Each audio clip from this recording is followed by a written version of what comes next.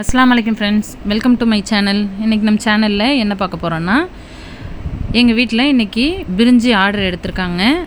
அது எப்படி செய்யலான்னு சொல்லி இந்த வீடியோலையும் நான் காட்ட போகிறேன். அதே மாதிரி இந்த வீடியோ உங்களுக்கு பிடிச்சிருந்துச்சின்னா லைக் பண்ணிக்கோங்க, உங்கள் ஃப்ரெண்ட்ஸுக்கும் ஷேர் பண்ணிடுங்க.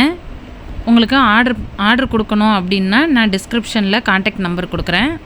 அது கான்டாக்ட் பண்ணி நீங்கள் ஆர்டர் கொடுத்துக்கலாம். வீட்லேயும் வந்து செஞ்சு தருவாங்க. அதே மாதிரி டெலிவரியும் பண்ணுவாங்க, செஞ்சு எடுத்துகிட்டு வந்து. வாங்க வீடியோக்குள்ளே போகலாம். நான் எப்படி எந்த மெத்தடில் செஞ்சுருக்கேன்னு சொல்லி இந்த வீடியோவில் பார்த்தீங்கன்னா தெரிஞ்சிடும். நீங்கள் எந்த ஒரு இன்க்ரீடியன்ஸையும் ஸ்கிப் பண்ணாமல் பாருங்கள். இந்த வீடியோ உங்களுக்கு பிடிச்சிருந்துச்சின்னா மறக்காமல் ஷேர் பண்ணுங்கள்.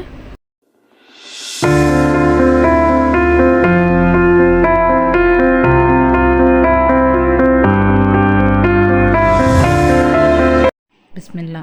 இப்போ நம்ம அடுப்பை நல்லா ஆன் பண்ணிவிட்டு 10 கிலோ செய்கிற சட்டியை நல்லா காய வச்சுட்டு அதில் 1 கிலோ எண்ணெயை இதில் நம்ம சேர்த்துக்க போகிறோம். எண்ணெய் ஹீட் ஆகலைனாலும் பரவாயில்ல. இதில் நம்ம எடுத்து வச்சுருக்கிற பட்டை, கிராம்பு, ஏலக்காய் எல்லாமே 10 நான் எடுத்து வச்சுருக்கோம். அதை இதில் சேர்த்துக்கோங்க. அடுத்ததாக இது கூடயே 1 கிலோவுக்கு 200 கிராம்ன்ற விதத்துக்கு 7 கிலோவுக்கு 1400 கிராம் சேர்க்க போகிறோம். சேர்த்துட்டு எல்லாத்தையும் ஒன்றா நல்லா மிக்ஸ் பண்ணிக்கோங்க. பிரியாணிக்கு நீங்கள் 400 கிராம் சேர்க்கணும் 1 கிலோவுக்கு. நம்ம வெஜிடபிள் பிரியாணி செய்கிறனால இதுக்கு 200 கிராம் 1 கிலோவுக்கு போதும்.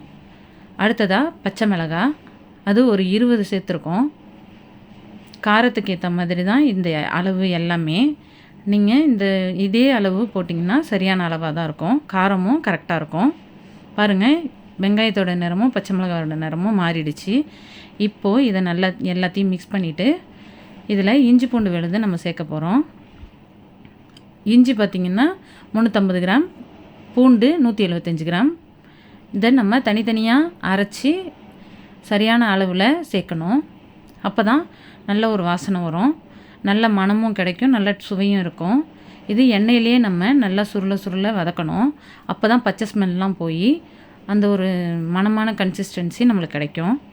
இப்போ இந்த ஸ்டேஜில் நம்ம எடுத்து வச்சுருக்கிற 1400 கிராம் 1 கிலோ 400 கிராம் உருளைக்கிழங்க பெருசாக கட் பண்ணி வச்சுருக்கோம். அதையும் இதில் சேர்த்துக்கோங்க. அதே அளவு தான் தக்காளி, வெங்காயம் என்ன அளவு சேர்த்திங்களோ அதே அளவு தக்காளியும் சேர்த்துக்கணும். 1 கிலோவுக்கு 200 கிராம் விதத்துக்கு 7 கிலோவுக்கு 1400 கிராம். இது எல்லாத்தையும் ஒன்றா சேர்த்து நம்ம நல்லா மிக்ஸ் பண்ணணும். அடுத்ததாக ஊற வச்ச மீல் மேக்கர் ஒரு 350 கிராம் எடுத்துக்கோங்க. 1 கிலோவுக்கு 50 கிராம்ன்ற விதத்துக்கு 7 கிலோவுக்கு 350 கிராம். இது கூட ஒரு கட்டு புதினா, ஒரு கட்டு கொத்தமல்லியை நல்லா பொடியாக கட் பண்ணி வச்சுருக்கோம். அதையும் எல்லாத்தையும் ஒன்றா சேர்த்துட்டு நல்லா ஒரு தடவை மிக்ஸ் பண்ணிக்கோங்க. நீங்கள் எவ்வளோ செய்கிறீங்களோ 1 கிலோ செய்கிறதுக்கு இதுலேருந்து டிவைட் பண்ணி நீங்கள் வீட்டில் சேர்த்துக்கோங்க. இது 7 கிலோக்கான அளவு. அதுதான் நான் கரெக்டான அளவோடு நான் சொல்லிகிட்ருக்கேன். நீங்கள் எப்போ எந்த பிரியாணி எது செய்கிறதா இருந்தாலும் அளவு பார்த்து செஞ்சிங்கன்னா சரியாக வரும். டேஸ்ட்டும் சூப்பராக இருக்கும். பாருங்கள், நார்மலாக ஒரு கையளவுக்கு உப்பு போட்டால் 1 கிலோ, நல்லா ஒரு கை ஃபுல்லாக போட்டால் 2 கிலோவுக்கு அளவு. இப்போ இது 3 கிலோவுக்கு அளவு. நம்ம 7 கிலோவுக்கு இதில் உப்பு சேர்த்துக்கணும். உப்பும் அளவு பார்த்து தான் நீங்கள் போடணும், கரெக்டாக வரும்.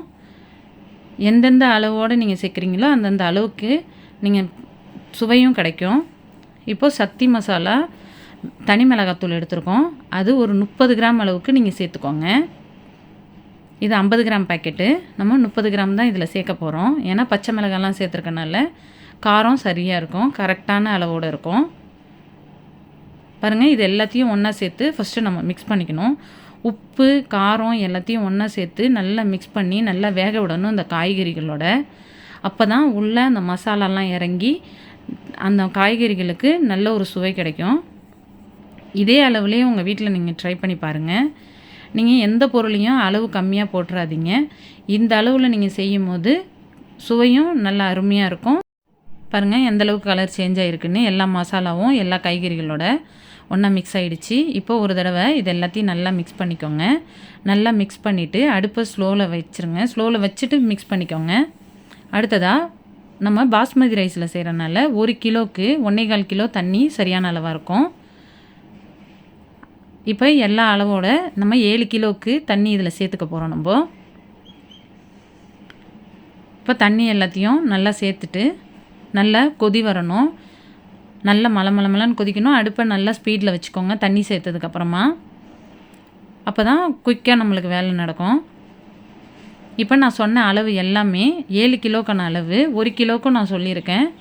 உங்கள் வீட்டில் 1 கிலோவுக்கு கூட நீங்கள் ட்ரை பண்ணி பாருங்கள். இது காய்கறிகள்லாம் சேர்க்குறனால நல்ல ஹெல்த்தியாகவும் இருக்கும். இந்த ரைஸு ரொம்ப டேஸ்ட்டாகவும் இருக்கும். நீங்கள் ஒரு தடவை நீங்கள் வீட்டில் ட்ரை பண்ணி பாருங்கள்.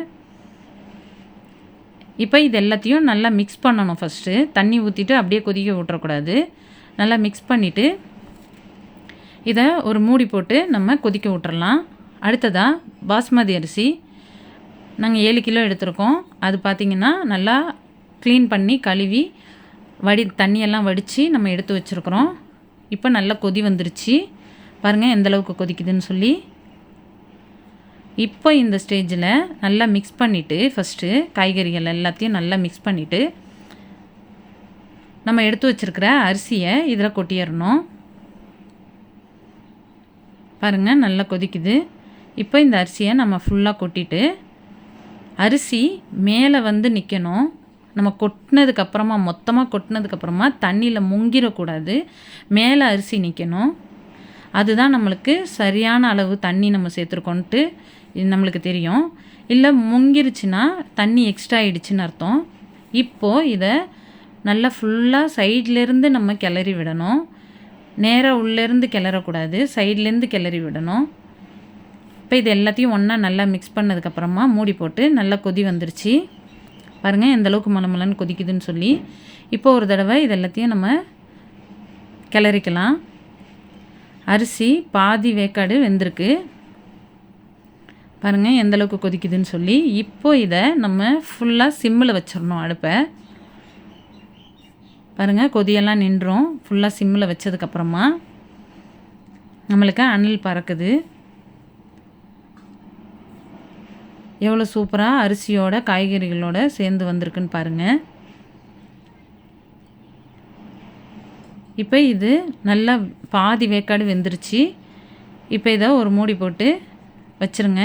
அடுத்ததாக நம்ம ஃபுட் கலரில் தண்ணி நல்லா மிக்ஸ் பண்ணிவிட்டு சாப்பாட்டில் நம்ம சேர்த்துருவோம். பாருங்கள் தண்ணியெல்லாம் போய் நல்லா சூப்பராக வந்திருக்கு. இதில் கொஞ்சமாக தண்ணி இருக்கும். அதை நம்ம தம் போடணும். அதுக்கு முன்னாடி நம்ம ஃபுட் கலர் சேர்த்துக்கணும். தம் போடுறதுக்கு முன்னாடி ஃபுட் கலர் சேர்த்துக்கிட்டிங்கன்னா தம் போட்டதுக்கப்புறமா நல்ல கலரும் சாப்பாடும் சேர்ந்து சூப்பராக வரும். பாருங்கள் எந்தளவுக்கு மிக்ஸ் பண்ணுறாங்கன்னு சொல்லி. இப்போது கலர் இதில் சேர்த்ததுக்கப்புறமா நம்ம ஒரு தடவை சைட்லேருந்து விட்டு கிளறி விட்டுறணும். சும்மா லைட்டாக எடுத்து விட்டால் போதும். பாருங்கள் எப்படி பூ மாதிரி வந்திருக்கு அரிசி எல்லாமே. இதில் கொஞ்சம் தண்ணி இருக்கணும். அந்த ஸ்டேஜில் தான் நீங்கள் வந்து கிளறி விடணும். நம்ம தம் போட போகிறோம் இல்லையா, அதுக்காக. நம்ம இதை அடுப்பில் செய்யலை, கேஸ் ஸ்டவ்வில் தான் நம்ம செய்கிறோம். கேஸ் அடுப்பில் தான் நம்ம செய்கிறோம், கறி அடுப்பில் செய்யலை. ஆனாலும் நம்மளுக்கு ஒரு சாப்பாடு கூட அடிப்பிடிக்காமல் வரும். நம்ம அந்தளவுக்கு நம்ம பக்குவமாக தம் போட்டு எடுக்கணும். பாருங்கள் எப்படி பூ மாதிரி சாப்பாடெல்லாம் வந்திருக்குன்னு சொல்லி. இப்போ இது எல்லாத்தையும் ஒன்றா நல்லா மிக்ஸ் பண்ணியாச்சு. இப்போ இது ஒரு தடவை மூடி போட்டு நம்ம தம்மில் வைக்கணும். ஃபுல் சிம்மில் வச்சு நம்ம தம் ஒரு 20 மினிட்ஸ் நம்ம போட்டு வைக்கணும். ஃபஸ்ட்டு ஒரு 10 நிமிஷம் அடுப்பை ஆன் பண்ணி போடணும். அடுத்ததாக ஒரு 10 நிமிஷம் அடுப்பை ஆஃப் பண்ணிவிட்டு போடணும். பாருங்கள் தோசைக்கல்லை அடுப்பில் வச்சுட்டு இது மேலே சட்டியை எடுத்து வச்சிடணும். நல்லா ஸ்பீடாக கல் சூடானதுக்கப்புறமா அடுப்பில் சட்டியை வச்சுட்டு மேலே ஒரு பாத்திரத்தில் தண்ணியோட பாத்திரத்தில் நீங்கள் வச்சுருங்க. அப்போது நம்மளுக்கு தம்மு வெளியில் காற்றெல்லாம் போகாமல் தம்மில் இருக்கும். நம்ம நல்லா சிம்மிலேயே வச்சு 10 நிமிஷம் வைக்கணும். அடுத்ததாக அடுப்பை நல்லா ஸ்பீடு பண்ணிவிட்டு கல்லை நல்லா ஸ்பீடாக வச்சுட்டு ஹீட் நல்லா பண்ணிவிட்டு ஆஃப் பண்ணிவிடுங்க. ஆஃப் பண்ணிவிட்டு அதுக்கப்புறமா ஒரு 10 நிமிஷம் தம்லேயே இருக்கணும். நீங்கள் ஓப்பன் பண்ணி பார்க்கக்கூடாது. இப்போ பாருங்கள் 10 நிமிஷம் ஆயிடுச்சு. டோட்டலாக 20 நிமிஷம் முடிஞ்சிருச்சு. இப்போ நம்ம இதை ஓப்பன் பண்ணி பார்க்கலாம் எப்படி வந்திருக்குன்னு சொல்லி. பாருங்கள் எவ்வளோ அருமையாக வந்திருக்குன்னு சொல்லி. இந்த வீடியோ உங்களுக்கு பிடிச்சிருந்துச்சின்னா மறக்காமல் சப்ஸ்கிரைப் பண்ணிக்கோங்க. உங்கள் ஃப்ரெண்ட்ஸுக்கும் ஷேர் பண்ணுங்கள். நம்ம இதை ஒரு கேட்ரிங் சர்வீஸாகவே பண்ணிகிட்ருக்காங்க எங்கள் வீட்டில். உங்களுக்கு வேணும்னா ஆர்டர் கூட பண்ணிக்கோங்க. நான் டிஸ்கிரிப்ஷனில் கான்டாக்ட் நம்பர் கொடுக்குறேன். Okay, thank you. எல்லா புகழும் இறைவனுக்கே.